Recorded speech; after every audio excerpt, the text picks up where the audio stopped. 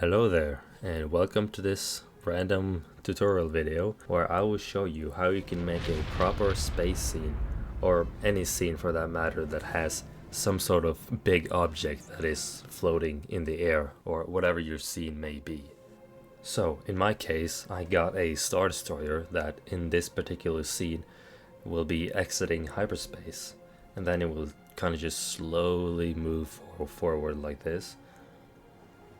And as you can see, I got the full green screen in the background, or not exactly full green screen. As you can see down here, I don't really have any green screen, but that doesn't matter.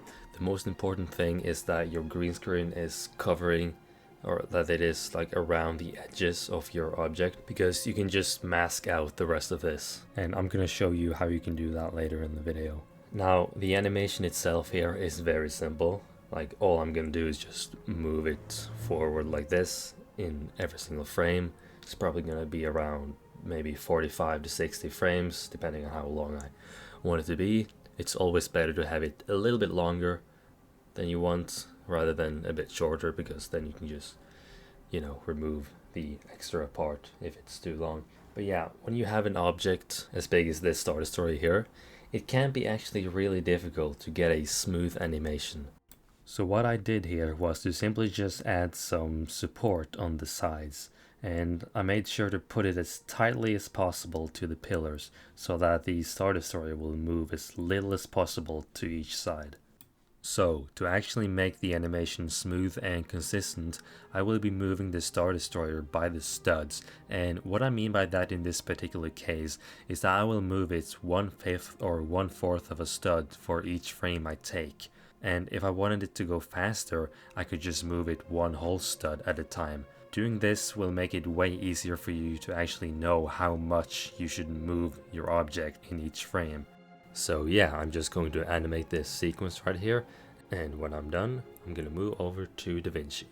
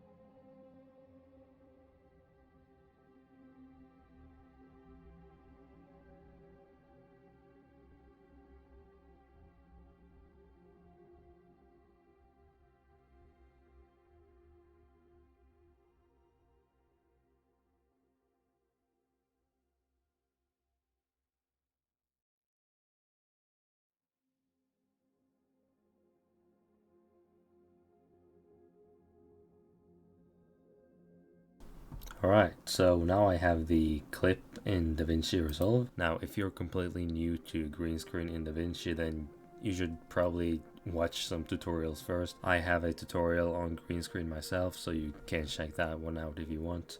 If not, there are many other tutorials on it. So now what you want to do is to just add some delta key here. There we go. Put it there, and then do that. Then just take this pen over there, make sure it's proper close, there we go. Turn off each checker underlay, like that. Turn this color thingy up here.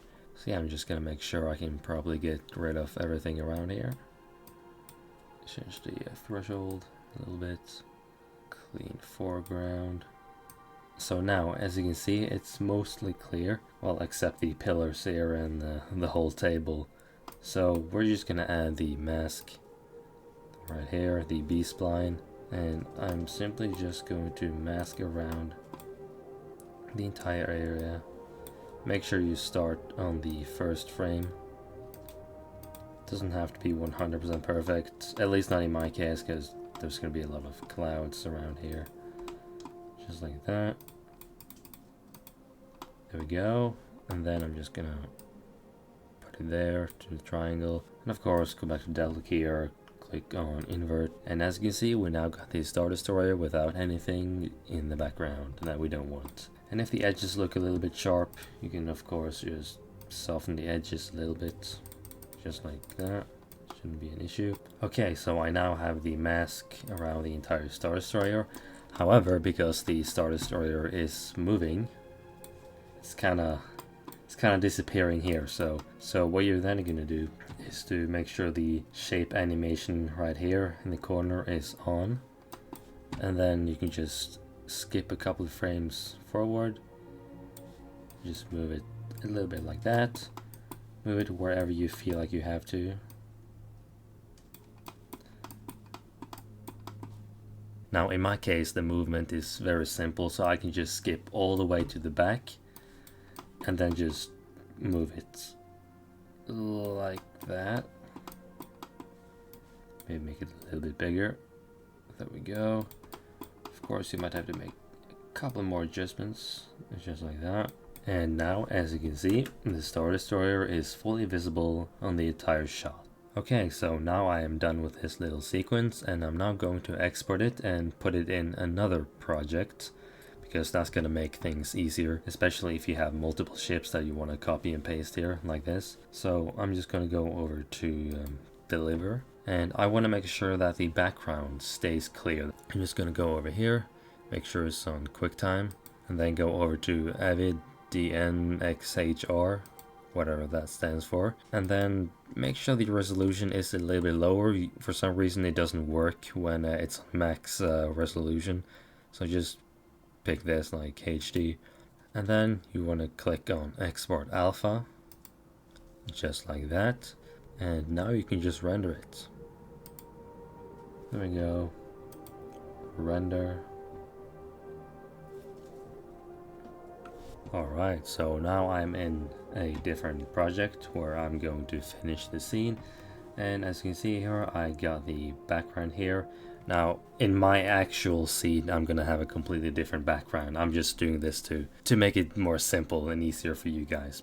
I'm just gonna go over to Fusion, and I'm going to apply the clip here, and now I can just move it around wherever I want. So to actually animate it, or I guess enhance the animation, because it's already animated, what you want to do is to go over to center, make sure it's on, and of course make sure you're on the first frame here. And then if your animation is very simple like mine is, you can just skip all the way to the back and then just slightly move it forward. Now, how far you move it, it all depends on how fast you want your object to go. And so yeah, it really is that simple.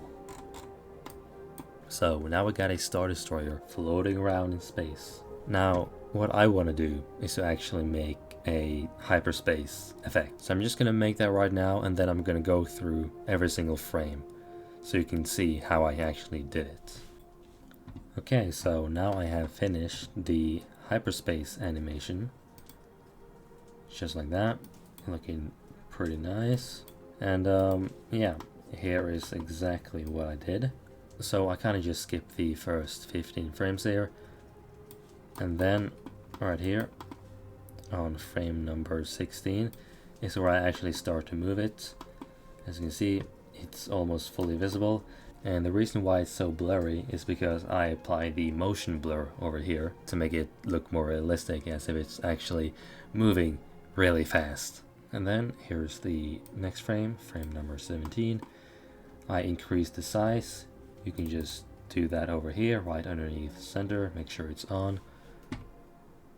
Then the other frame, increase the size even more. Moved it over here.